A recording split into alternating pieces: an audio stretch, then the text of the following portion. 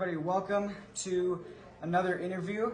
This is with Jerk Talk with no other than NWA superstar and professional wrestler Joe Alonzo. Yes, sir. Yes, sir. What's up, man? What's up? How are you doing? I'm good. So we're here at Blizzard Brawl, GLCW's Blizzard Brawl. We just got done wrestling, wrapping up the show. Yeah. And this kid here has followed my journey since UTL, somewhere in Wisconsin, and I was reminded today, and he asked to interview me, so I said, all right, let's do it. So what questions do you have? So, when did you start doing wrestling? What made you want to do it? I started wrestling 10 years ago in Joliet, Illinois. I started training with a guy, Tony Scarpone, and Robert Ego Anthony, and then that's where I trained. But then I also was trained in Mexico for 6 months. I trained there with Ricky Marvin. But just like anyone else wants to become a wrestler, man, I love getting reactions out of people. I love stirring the pot, and what better field to be in than to be a professional wrestler, so. Yeah. Out of all the opponents you've got to wrestle in your career, who would you name as your most favorite? Okay, so the match was short, but okay, all right. It's hard to say.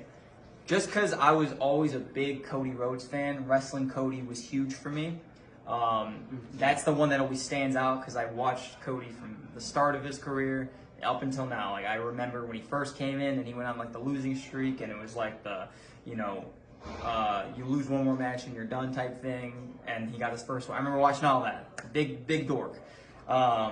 But so that stood out. I mean, wrestling on SmackDown was wild against Gunther for his debut match. Like, just the energy of a full stadium, or not stadium, a full arena is wild. Live TV, Friday night on Fox. But even wrestling in Veer Mahan in my hometown of Chicago at the Allstate Arena, like, that's like one of the oldest arenas. So the sound, the way they build it, it's like it's a wood ceiling. Yeah. So like the sound just goes up. So when you hear the crowd, it's insane. So like that was cool, but I had a lot of, like, my favorite match that I enjoyed just from strictly the wrestling was me versus Scion, aka Robert Anthony, who was under the mask. Who's not there. But me and him wrestled my first match at NWA, and we fucking killed it. And my bad, I don't know if we're supposed to swear. I apologize. But I hit my head. I got a concussion, and that was halfway through the match, and I had we went probably 10 more minutes, and I was just out of it. But those 4 matches kind of stand out to me the most. Yeah. And my next one's my favorite match. That's my answer. For sure. What was your reaction to getting told that you were going to be wrestling for AEW? AEW? Well, it was during the pandemic, so like I was hanging around a lot at AEW, and then the pandemic was I know it was bad, but it was a blessing at the same time because that's what got me my opportunity. My first match was against Jake Hager, and we were the first ever pandemic match. Before WWE did theirs at AEW, me and him were the first ever film match, so it was so weird. Wow. But so it was a lot to process because it wasn't just like, oh, hey, here's your match in front of thousands of people. It was like, hey, here's your match in front of nobody. So it's like, this is so weird. But my reaction was more disbelief, but I'm like, okay, here's an opportunity, don't mess it up. And yeah, so that was my thoughts on that. So you were pretty close to Sammy Guevara. Are you still close with him and still do stuff with him now? Yeah. Sammy just had his kid. Congratulations on Mella? I forgot her name. I'm sorry. I feel terrible, but they just had the baby, so I don't know the name yet. So I seen it on Instagram. But no, we're cool. Yeah. Out of all the companies you've got to wrestle for, which one would you list as your main favorite? I don't think I have a favorite. Every company has something different to offer, and it's always about the moments that I create at that company. So I have favorite memories at AEW, I have favorite memories at NWA, I have a favorite memory at WWE.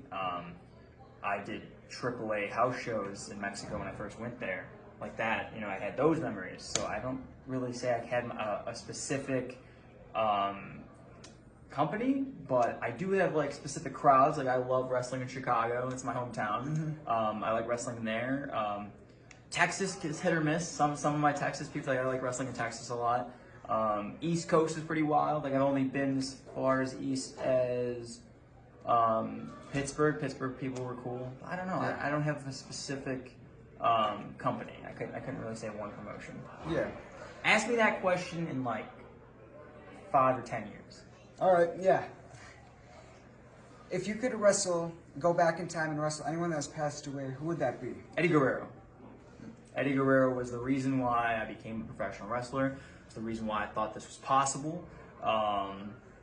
Eddie was my guy. Eddie was, man, I've watched Eddie since I was, man, I can't even my dad told me I met Eddie. I don't remember, I have no memory of this, but he said after a WCW show, and I was like 4 or 3 maybe, somewhere around there. Apparently I met Eddie. I have no memory of this, but he said that happened. But yeah, no, Eddie's run in like 2003, 4, and 5 was wild.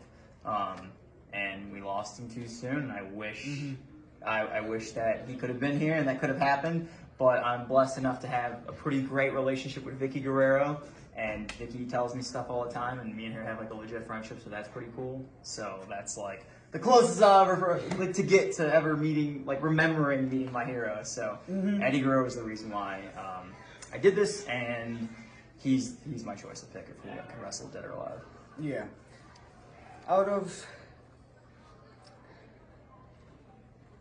If you could wrestle in any town, any location, where would that be?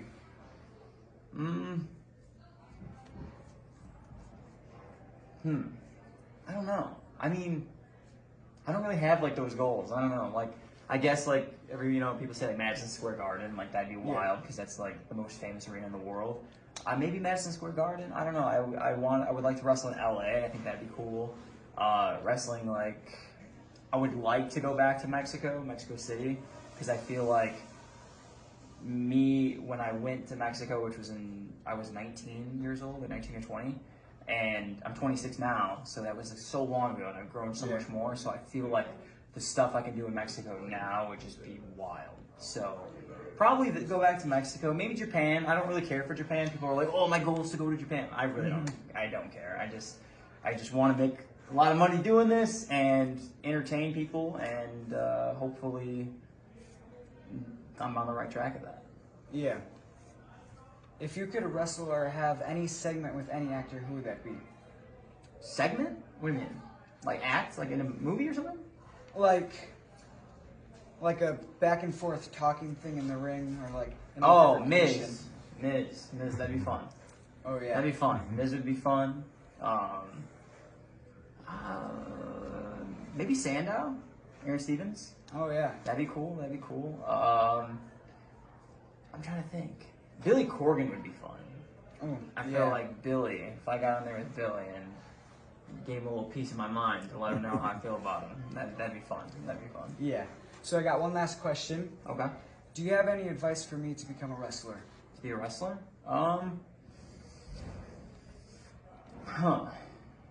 Any advice? Okay, I'm trying to think. You're 15 now? Yep. 15? It's crazy. I was your age when I was contemplating finally doing it. I think I broke into 16, so... make sure you're going to a valid school. If you train, make sure you go to a school that people know about, not some random school. Like, it's worth spending a little bit of money to go to a school of like Cody Rhodes or Seth Rollins or OVW or Booker T School in Houston. Like, go somewhere where if it's a known trainer, pick up everything you can. Never stay at one place. Always get out there. If anyone ever tells you to stay loyal and stay in this area, don't listen to them. Do everything for you.